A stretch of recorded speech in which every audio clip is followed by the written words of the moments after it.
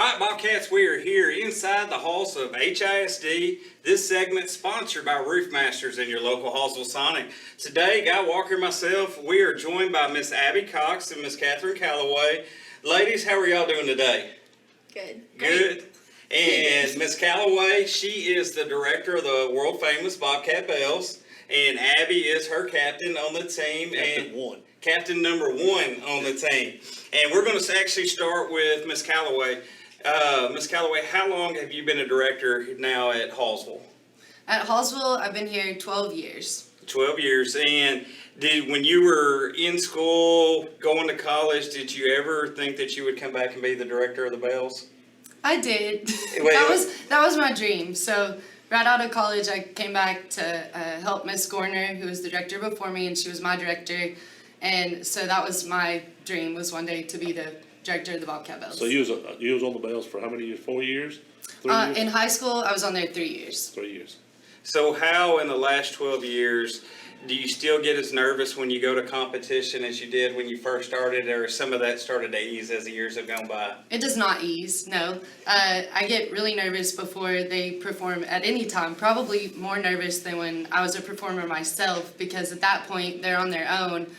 There's nothing you could do to help them. So I just say a little prayer and hope for the best, but I do get nervous for them every time they compete or perform. When we was in White House, I was looking over and I could see her. She's standing and watching them like a mama bird watching her babies, and she's just as nervous as a cat. Just following through. Well, and I have a question, Ms. Calaway, is when you go to competitions, one of the things I noticed is it is a very competitive scene, but at the end, how do they determine who is grand champion? And there's 8,000 trophies at competition.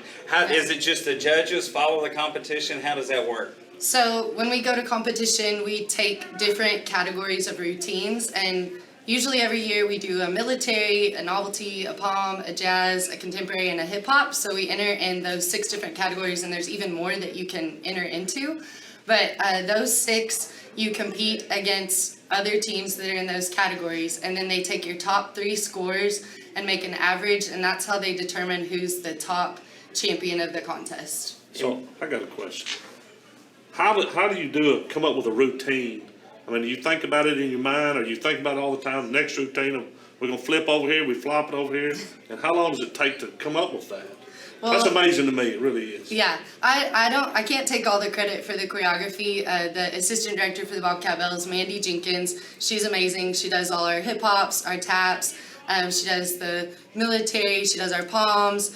And then I do like the funny ones and the weird ones. But whenever I'm thinking of a routine, I usually try to think about if I want to do a theme or not. And then from there, I look for music that goes along with that theme. And then we usually get our music mixed to match that theme. And then from there, I listen to the music a lot over and over and listen for different parts where maybe a contagion or ripple, if you don't know what that is, it's like the wave. Have you seen the wave at sporting events? Yeah, okay. I see folks waving around, yes. Yeah, there'll be parts of the music where it'll sound like big booms or something drawn out. And so you try to make your movements that you're doing match the accents in the music. That's how...